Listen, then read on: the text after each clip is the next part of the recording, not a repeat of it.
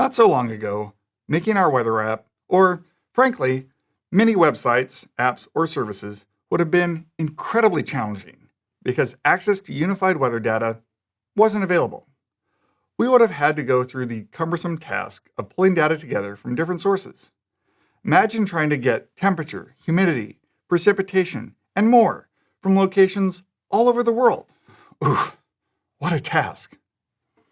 Fortunately for us, someone else has already tackled this task and made the information available through a service. Better yet, it's free for small apps, and if our app goes viral, the fee still isn't too large. If we take another look at darksky.net, scroll back down to our Dark Sky API link, scroll down just a little bit here, there's a Learn More button. Here, we are taken to a page that tells us about the API and how we can use it. What exactly is an API, though? API stands for Application Programming Interface. It's the interface we use to write code against all sorts of systems. We've actually been working with APIs all along. For example, in previous Android courses, we used Android APIs to interact with activities, views, and buttons.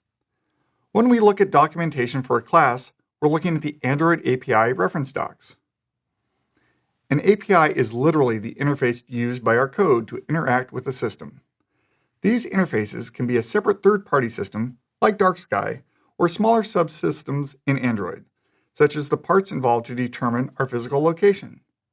Although it may seem different to us, using a third-party API is very similar to using the Android APIs we're already comfortable with.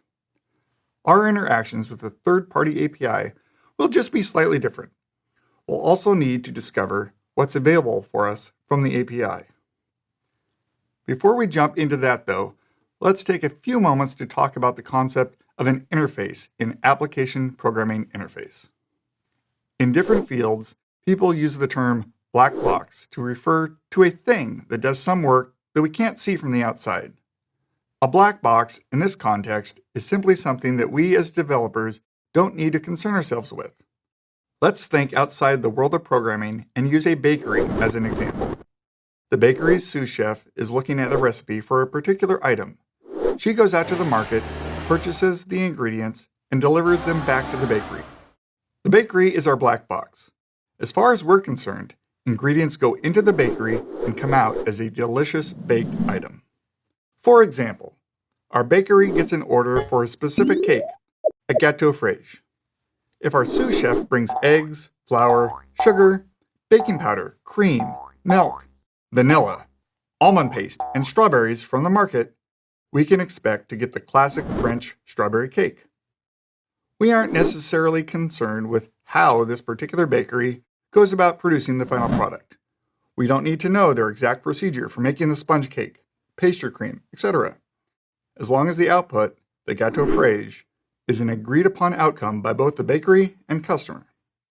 Similarly, if this particular bakery goes out of business, we can replace this bakery with another one and should expect to get the same product.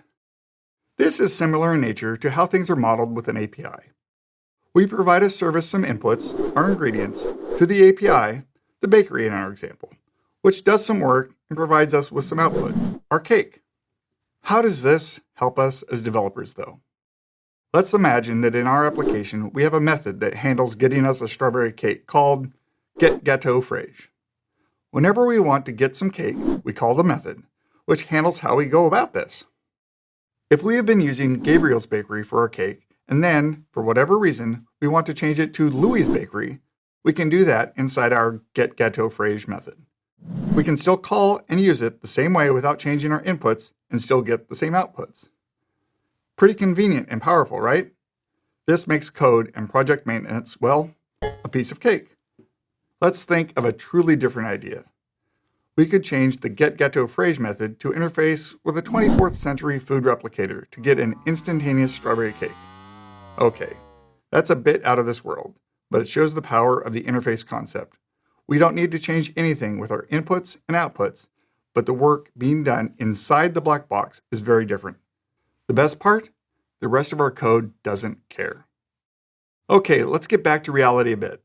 Forget about our food replicator and, sadly, cake altogether, and get back to grabbing data from the web. In programming, this black box concept shows up in a lot of different ways. A well-designed system is programmed so that the interfaces between components are clearly defined. Each component then can look and act like a black box for the other parts of the system. Let's change this diagram to reflect what we'll be building in Stormy with Dark Sky. We'll utilize the Dark Sky API and pass in an API key along with a location as our input. Our black box then will be a getForecast method, and that method will get the forecast from the internet and output the forecast data to use and display in our app. Actually, there are two important interfaces at work here. The first is the interface of the getForecast method, which includes the properties we'll need. The second interface is actually between getForecast and the Dark Sky API. This is what's known as a web interface. Oh, one last thing to mention here. Hopefully, it provides some additional clarity. We also talk about the Android SDK or Software Development Kit. What's the difference between an SDK and an API?